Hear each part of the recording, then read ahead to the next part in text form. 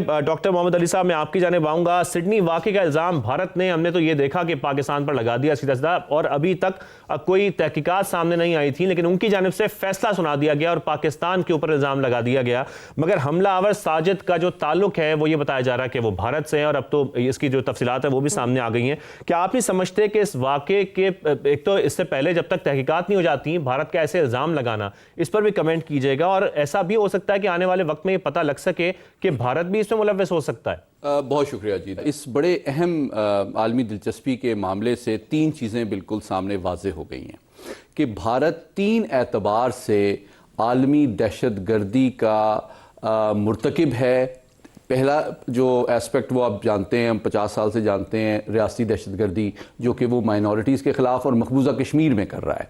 دوسرا پہلو جو تھا وہ ہم نے پچھلے 2 سال میں دیکھا کہ وہ کس طرح اپنے انٹیلیجنس ایجنٹس کو ڈپلوائے کرتا ہے مغربی ممالک میں, اور ان کے اندر جا کے اپنے سیاسی مخالفین خصوصاً سکھ رہنماؤں کو اسیسینیٹ کرنے کی کوشش کرتا ہے. یہ اس کا دوسرا پہلو تھا.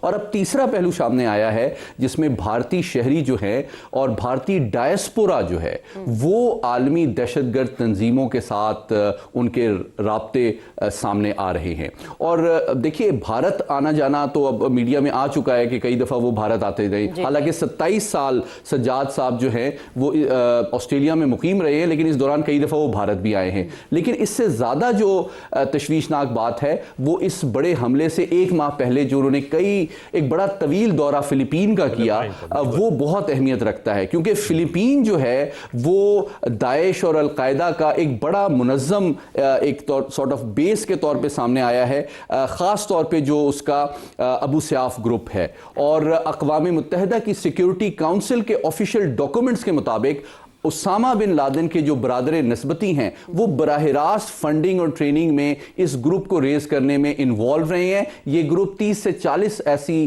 ایکٹیویٹیز میں پچھلے 25 سال میں انوالو رہا ہے. اس کے خلاف ایون ایئر اسٹرائکس تک فلپین کی فضائیہ کو کرنے پڑی ہیں. اتنا زیادہ یہ منظم ہے, اور اس پورے مشرق بعید کے خطے میں ان کی کارروائیاں بڑھ رہی ہیں. تو آخری بات یہ کہ بنیادی طور پر اس واقعے کے نتیجے میں یہ چیز ثابت ہو گئی ہے کہ بھارت نہ صرف ریاستی دہشت گردی کا مرتکب ہے بلکہ اپنے انٹیلیجنس ایجنٹس کے ذریعے سیاسی مخالفین کو بھی اسیسینیٹ کرنا چاہتا ہے, اور اب اپنے ڈائسپورا کے ذریعے سے وہ عالمی دہشت گرد تنظیموں کے نیٹ ورک کو سپورٹ بھی کر رہا ہے اور ان کارروائیوں میں ملوث ہے. تو آنے والے دنوں میں توقع کرتا ہوں کہ جو بھارتی ڈائسپورا ہے اس کے حوالے سے خصوصاً I-5 اور مغربی طاقتیں جو ہیں اپنی ویزا پالیسی, اپنے سیٹلمنٹ اور انگیجمنٹ کے حوالے سے پالیسیوں میں ریویو کریں گی, اس پہ نظر ثانی کریں گی.